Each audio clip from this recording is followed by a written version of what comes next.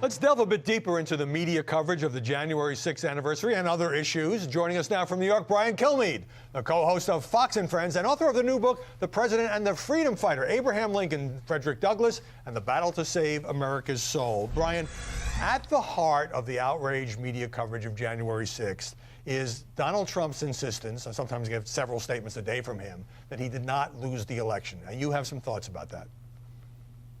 Yeah, I do. I think that in life, you have to learn to lose. Hillary Clinton has to learn that. You know, Al Gore pretty much did learn that. Stacey Abrams didn't learn that. And if you did, in fact, get screwed out of this election, put together an A-team list of lawyers, not the ones we witnessed, and show us the districts and show us how. I have not seen any of that. And people were very receptive. You would have been very receptive if they showed proof of this. Now, it defies logic to think the president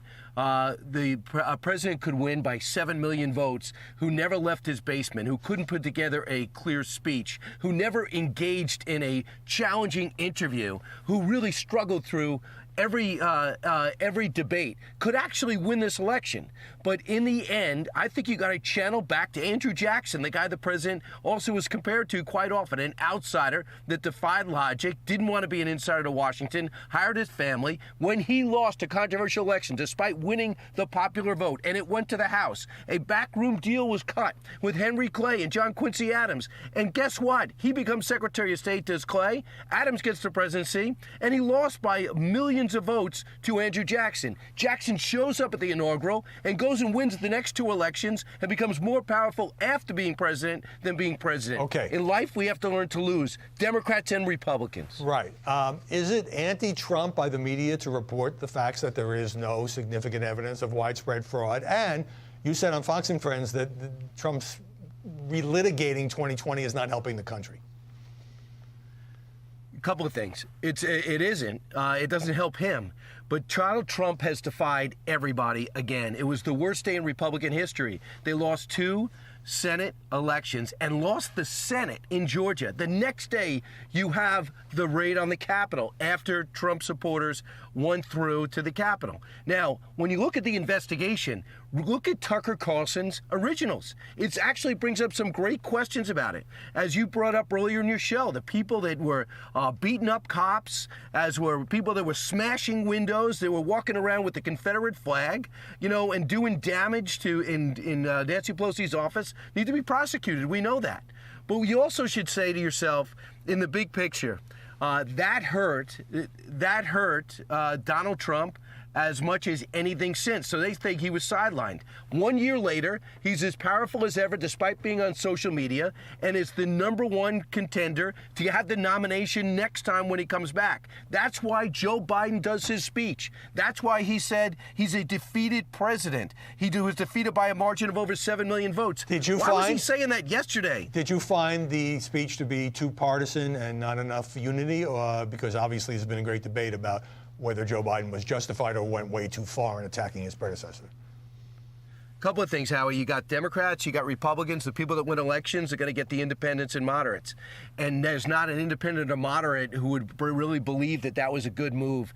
That's what you say to George Stephanopoulos. That's what you say to Anderson Cooper. That's what you say in a Sunday show. You don't say that marking an event that people should analyze, investigate, go ahead and do it within reason, talk about security as well. And then when you do look at this big picture about what happened that day, don't sit there and say this is make it look pure politics. To me, he lost the major issue for him, the pandemic. People love the way he was handling the pandemic. Now people hate the way he's handled the pandemic. They don't like the way he's handled the economy. International relations is a travesty. Afghanistan, the biggest travesty in the history of foreign policy military operations. So he's got January 6th and voting legislation. That's all he has left. Well, I want to get to voting. It looks so political. I want to get to voting legislation in a second, but let me first play for you sound from this morning. Karl Rove on Fox News Sunday. He, of course, worked in the Bush White House. He wrote a op-ed in the Wall Street Journal saying Republicans would have gone nuts if Democrats had tried to block certification in a similar situation. Here's what Rove had to say. Look, Republicans have to acknowledge that what happened on January 6th was atrocious, and that the people who invaded the Capitol, assaulted 140 police officers, every one of those people ought to be identified, prosecuted, and if found guilty, punished. Dick Cheney was also one of only 2 Republicans with his daughter who were on the House floor during January 6th anniversary. Does the press now kind of like these Bush Republicans who they attack so frequently back when Cheney was vice president? Liz Cheney, who I like, and Adam Kinzinger, who I both like, would do themselves a lot of benefit if they start looking at the security issues and some of the things that happen, and don't pretend as if there was a big conspiracy to take the Capitol. There were some ugly things that happened, but if you even look at Donald Trump Jr.'s tweets to Mark Meadows, you see him coming out and saying, "Get my dad on television. This is terrible." Does that sound like a guy? He was a keynote speaker at the rally. Does that sound like a guy part of a conspiracy?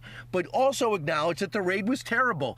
But also acknowledge onto that another layer. Hillary Clinton never accepted she lost the election. John Lewis said that President Trump was an illegitimate president. They never acknowledged, and also when they were trying to gavel in Donald Trump as president, there was one objection after another when Vice President Joe Biden was just doing what Mike Pence did. Let me jump in. Hillary Clinton did at least concede her election loss. But look, the Biden agenda, now the Biden spending bill is going nowhere, pivoting to the voting rights legislation. Do you think the press is kind of rooting for this voting rights bill, even though it looks like it's going to be very tough to pass because Joe Manchin and Kyrsten Sinema are still against changing the filibuster, and they don't have the 50 votes in the Senate?